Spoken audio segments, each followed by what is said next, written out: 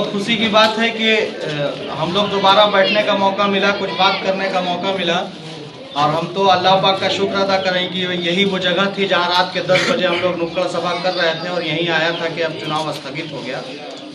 Election commission ने चाहे जब घोषणा की हो, लेकिन हमारी घोषणा आज से शुरू हो रही है और वही जगह से हम लोग शुरू कर रहे हैं। और ये जगह इसलिए चुना गया था, ऑफिस एक हम लोग की मेन रोड पे थी और प्रोग्राम डारा टोली पे था, लेकिन सारे लोगों का यही मशवरा आया कि शुरुआत हम लोग निमिया टिकरी से ही करेंगे, इसलिए कि निमिया टिकरी से आज तक निमिया टिकरी का हक अदा हुआ नहीं। बात निमिया टिकरी पे बहुत हुई है, जो भी नेता बना वो निमिया टिकरी से ही बना, मगर सबसे ज़्यादा राजनीति निमिया टिकरी पे ही हुई, चाहे वो कॉलोनी का रेशियो हो, राशन कार्ड का हो, चाहे जो यहाँ के लोगों को हक मिल रहा है। ये सच्चाई है कि पूरब की तरफ से ये जो पश्चिम की तरफ का क्षेत्र है, रोड के इस तरफ थोड़ा सा पिछड़ापन है, उधर के लोग अपग्रेड हैं, इधर के लोग बहुत सारे लोग अपग्रेड नहीं हो पाए, जिसमें जिम्मेदार हम ही लोग जिम्मेदारी से हक अदा नहीं किया। लेकिन जो सबसे अच्छी बात हुई है वो ये हुई है, और इसके लिए हम इलेक्शन कमीशन के शुक्रगुजार हैं अल्लाह पाक के करम से, कि इन दिनों हम लोगों के वोट बैंक बढ़ गए। कई नेता पहचाने गए, जो सो कॉल्ड नेता थे, जो लोगों का इस्तेमाल कर रहे थे ज़मीन के नाम पे या रासूख के नाम पे, दुकानदार या लैंडलॉर्ड होने के नाम पे, कहीं कहीं सबकी मजबूरी थी। अब कम से कम उन्होंने ये बात समझ ली कि जब ज़रूरत पड़ी, चुनाव के दौरान खूब आगे पीछे कराया, और जब चुनाव के बाद ज़रूरत पड़ी तो कहीं कोई नज़र नहीं आया। सबसे बड़ा जो काम है वो पैगाम है इंसानियत का, और सबसे बेहतरीन अमल जो है वो अखलाक। तो चुनाव में कोई वोट दे अन्यथा न दे, हम ना अपने काम से पीछे हटने वाले हैं ना अपने अखलाक से। ये हमारा नहीं, हमारे अल्लाह के रसूल सल्लल्लाहु अलैहि वसल्लम का फरमान है कि अपनी ज़ात से फ़ायदा पहुंचाया जाएगा। तो भरपूर कोशिश होगी कि हम लोग हर वक्त वैसे ही खड़े रहें, और ना कि सिर्फ आज बल्कि अगले 5 साल तक यही रोल रहेगा, चाहे हम जीत के आएँ न जीत के आएँ, मार्जिन जितना भी बड़ा हो। अभी कल एक जिला के बड़े अधिकारी ये कह रहे थे किसी और से, एक हमारे जानने वाले नेता है, उन्होंने फ़ोन किया था कि भाई तुराब भाई चुनाव लड़ रहे हैं, अच्छे आदमी हैं। तो ये एक अधिकारी का यही बयान है उनको कि तुराब भाई जीतेंगे तो हम लोगों का सौभाग्य होगा, और वो डबल मार्जिन से वो जीत रहे हैं। ये सरकार में बैठे लोग कह रहे हैं कि हम लोग खुश हैं, और ये सच्चाई भी है कि बहुत मदद कर भी रहे हैं वो लोग। जो काम होने में 3 घंटा लगना चाहिए वो 3 मिनट में करके दे रहे हैं अपना काम समझ के। तो इसके लिए तो शुक्रगुजार है, चूंकि उन लोगों को देर से ही सही समझ में आया। तब चुनाव होता तो कई लोग जो हमारे तब दुश्मन हुआ करते थे, आज वो कम से कम दोस्त नहीं है तो दुश्मन भी नहीं है, उनकी आँख खुली, अल्लाह ने उनके ज़हन से भी पर्दा हटाया है। कई ऐसे अधिकारी थे जो इंटेंशनली हराना चाह रहे थे, अब वो या तो खामोश है या तो दुआ कर रहे हैं कि जीत जाए। मदद तो वो कर नहीं सकते और ना हम उनसे मदद चाहते हैं। मदद हम सिर्फ अल्लाह से चाहते हैं, और उम्मीद उस आवाम से जो हक परस्त हो। लेकिन एक चीज़ ज़रूर है कि इंशाअल्लाह इस पूरे क्षेत्र के हालात बदल जाएंगे। किसी गरीब पे जुल्म करने से पहले 1000 बार सोचना होगा एक आदमी को कि हम जुल्म कर रहे हैं, तो इसका जवाल भी आएगा और यहीं से आ जाएगा। इसलिए वो ये जो दादागिरी है हमारे यहाँ, बड़ी रासूखदारी है, थाना में उठने बैठने वाले लोग या अधिकारियों से मिलने वाले लोग को लगता है कि हम ही ज़मीन के खुदा हैं। कम से कम ये बात का भरम आधा तो उनका ख़त्म हो गया है, आधा इंशाल्लाह 20 के बाद ख़त्म हो जाएगा। अगर हम लोग उमर फारूक रज़ी अल्लाह ताला अन्हु के कदम के धूल के बराबर भी खिदमत कर पाए तो ये हमारी खुशनसीबी होगी, क्योंकि कम से कम हम लोगों के काम में या कार्यकाल में अगले 5 साल में ये देखा नहीं जाएगा कि सामने वाला हिंदू है कि मुसलमान है,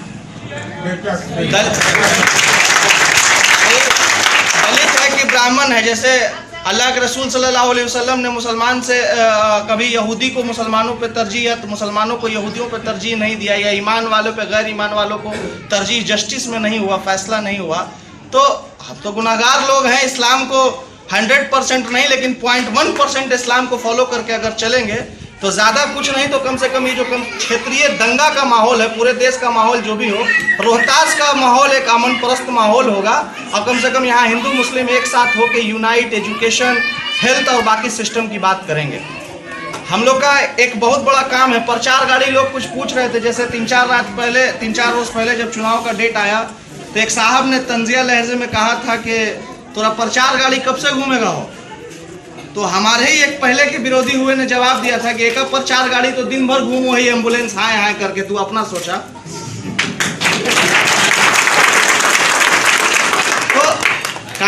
हम लोग जब किया था तो हम लोग को इल्म नहीं था इस बात का कि इसका रिजल्ट अल्लाह इतना बेहतरीन देगा।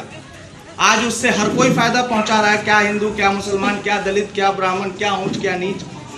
पहले लोगों के मुंह पे जात रहता था कि फलाना फलाना फलाना, या मोहल्ला, अरे हटाओ मोहल्ला वाले बेकार लोग होते हैं, मोहल्ला वाले बेकार लोग होते हैं, या दबाना एक दूसरे को। ज़मीन का बहुत सारा मामला पेंडिंग है, बहुत सारे लोगों की बच्चियों को सताया जा रहा है, बहुत सारे लोगों के बच्चों को सताया जा रहा है डॉरी एक्ट के नाम पे, कहीं बच्चियों के साथ है। तो यहाँ दिक्कत क्या है हम लोगों के साथ कि लीडरशिप नहीं है। एक और अहम बात यह है कि ये चुनाव लीडर नहीं, लीडरशिप पैदा करने का चुनाव है। अगर नेता से ऊपर उठ के नेतृत्व पैदा किया जाए तो अगर पटना में भी कोई आदमी जान जाएगा कि अकबरपुर का है तो डरेगा कि कहीं ऐसा ना हो कि मामले में तुराब ने आज इन्वॉल्व हो और हमारी हालत खराब कर दे। तो तभी संभव है जब आप मदद करेंगे। हम लोग जो एक ईमानदारी का इमारत खड़ा करना चाह रहे हैं या एक ऐसा साम्राज्य खड़ा करना चाह रहे हैं जहां सिर्फ इंसाफ हो, तो उस इंसाफ वाले में सबसे ज्यादा मदद अमन परस्त और इंसाफ परस्त लोग कर सकते हैं। कोई दंगाई नहीं चाहेगा कि तुराब जीते, क्योंकि उसको मालूम है कि इसके जीतते ही सबसे पहले यहाँ से दंगा खत्म हो जाएगा। मंदिर मस्जिद के नाम पे लोग लड़ना छोड़ देंगे, किसी को फुर्सत ही नहीं होगी। सबसे पहला आवाज अगर झूलन का किसी ने उठाया था तो आपका भाई है। मीडिया और सोशल मीडिया आप उठा के देख लें, आज से 7 साल पहले से हम इस बात को कह रहे हैं। जिस वक्त झूलन 2012 में आया और 5 साल तक जब क्लोज हो गया उसका मामला, मतलब 2017 में सबसे पहले इसकी जो बयान दिया हमने, ये आवाज उठाया दिल्ली से रखे। पप्पू यादव उस वक्त सांसद थे, हम लोगों ने जब सदन में उठाया उनके लेटर पे, तो पप्पू यादव को रोहतास के हालात से क्या मतलब, लेकिन कम से कम मेरी कोशिश ये थी कि इस हालात पे भी बोला जाए। जहां चीज हुई उसके बाद वक्त लगा, लगातार बोलते रहे, लगे रहे। सिर्फ झूलन लग जाने से झूला झूलने वाले लोगों का फायदा नहीं है, वो झूलन के नीचे जो चिप्स कुरकुरे बेचने वाले लोग हैं उनका फायदा है, अगल बगल जमीन में उनका फायदा है। हम चौरासन शिव मंदिर के बारे में एक बार ऊपर गए, वीडियो बनाया, वीडियो डाला, उसको लगभग 40 लाख लोगों ने देखा पब्लिक ऐप पे, फेसबुक पे, हर जगह बहुत वायरल हुआ। तो उसमें एक सबसे अच्छी चीज थी कि लोग बहुत सराहना किए, पटना से लेके हर तरह तक नेता की, बहुत अच्छा बोले आप, बहुत अच्छा दिखाएं कि ऐसा आस्था का केंद्र है। मगर अकबरीपुर के कुछ लोग तंज करने लगे, कहा हो जामा मस्जिद का सेक्रेटरी अब मंदिर बनवाएगा। तो हमने कहा था कि हम मंदिर बनाने की बात नहीं कर रहे हैं, और अच्छा मंदिर मस्जिद बनाने की औकात हम जैसे छोटे लोगों की है कहाँ? तो जिसका घर है वो ना समझेगा, मस्जिद अल्लाह का घर है वो समझे, जिसकी आस्था जिसका घर है, जिसकी पूजा हो रही है वो समझे। अगर उसकी समझ से होगा तो वो मंदिर बना लेगा। अगर शिव कुछ है तो हमारी औकात है कि हम उनकी मंदिर बनवा सकते हैं, वो अपनी मंदिर बनवाएंगे। तो हमने यही कहा था कि मंदिर में आने वाला हिंदू जब अकबरपुर में इंटर करेगा तो इंटायर प्रॉपर्टी मुसलमानों की है, दाहिने और बाएं दोनों। वहां का रेंट जस्ट डबल होगा। जब बिक्री बढ़ेगी तो हिंदू को कोई फायदा हो ना हो, मुसलमान का किराया बढ़ जाएगा या मुसलमान के बच्चों को रोजगार मिल जाएगा तो आपको फायदा होगा। और आज भी आप कश्मीर के इतने बुरे हालात के बाद भी जब जीडीपी उठाएंगे तो आप देखेंगे कि वहां का ड्राई फ्रूट हो, चाहे मेवा हो, सेब हो, चाहे जो भी कालीन हो, 75% हिंदुओं के रेवेन्यू से कश्मीर चल रहा है। भारत एक हिंदू बहुल्य क्षेत्र है, चूंकि हम मुस्लिम बहुल्य क्षेत्र में खड़े होकर बोल रहे हैं, लोग की अक्सर आदत होती है कि चापलूसी वाली बात करेंगे। निमिया टिकरी चूंकि मुसलमानों का क्षेत्र है तो यहाँ आके लोग कहते हैं कि तुराब आरएसएस का एजेंट है, और आरएसएस मोहल्ला वाले में जाके कहते हैं कि तुराब पीएफआई का एजेंट है। पहले तू ही तय कर लो कि तुराब एजेंट किसका है। तो असल में तुराब के एजेंट होने से उनको दिक्कत नहीं है, उनको दिक्कत इस बात से है कि वो कल तक थाना अध्यक्ष के एजेंट हुआ करते थे, उनकी एजेंटी बंद हो गई है। हर पासपोर्ट इंक्वायरी पे 100, 50, 200, 500 रुपया हर केस के मामले में। जब कोई जाए बस सीधा एफआईआर, जब कोई जाए सीधा थाना, सीधा ब्लॉक, सीधा कॉलोनी, सीधा बहुत सारा इस मामले में कि वृद्धा पेंशन या उन औरतों का, बहुत सारी औरतों को भटकते हुए ब्लॉक में देखते हैं जिन बेचारियों को 400 रुपया तो मिल नहीं रहा है वृद्धा पेंशन, 5 और 1000 रुपया दलाली का और दे दिया है। अरविंद भाई आगे आइए। तो बहुत सारे ऐसे हालात हैं जो जमीनी लेवल पे हम लोगों को बदलने हैं। अस्पताल की व्यवस्था कल तक ये हाल था कि दिन भर में महीना भर में 10 ऑपरेशन से डिलीवरी नहीं होती थी या 10 डिलीवरी टोटल नहीं होती थी। माननीय मुख्यमंत्री श्री नीतीश कुमार 4000 रुपया देते हैं अगर बच्ची की पैदाइश हो सरकारी अस्पताल में। तो सबसे पहले तो उसका आपको बर्थ सर्टिफिकेट बनवाने के लिए कहीं दौड़ना नहीं पड़ेगा, फ्री में बन जाएगा। अगर आपका बच्चा वहाँ होता है तो तुरंत बन जाएगा, ये जिम्मेदारी उनकी है। दूसरा 4,000 रुपया मुख्यमंत्री के यहाँ से मिलता है। मगर यहाँ एक माहौल था पहले कि सीधा लेके बिचौलिया यहाँ के फर्जी झोला छाप डॉक्टर के यहाँ आते थे, ऑपरेशन कराते थे, 16,000 से 20,000 तक का रेट था और लूटते थे और भेज देते थे। हॉस्पिटल पे भरोसा ही नहीं था, सब कहता था कि सरकारी हॉस्पिटल सरकारी हॉस्पिटल। आज आप जाके डेटा देखिए, ये जो लास्ट महीना हम लोगों ने गुजारा है नवंबर महीने में वहाँ 279 डिलीवरी हुई है। तो कहाँ का डेटा कहाँ चला गया? ये वो लोग हैं जिनका भरोसा जीतने में हम लोग कामयाब हुए हैं। हमारा कोई फायदा नहीं है, सरकारी हॉस्पिटल में डिलीवरी होगी, व्यक्तिगत रूप से मेरा क्या फायदा?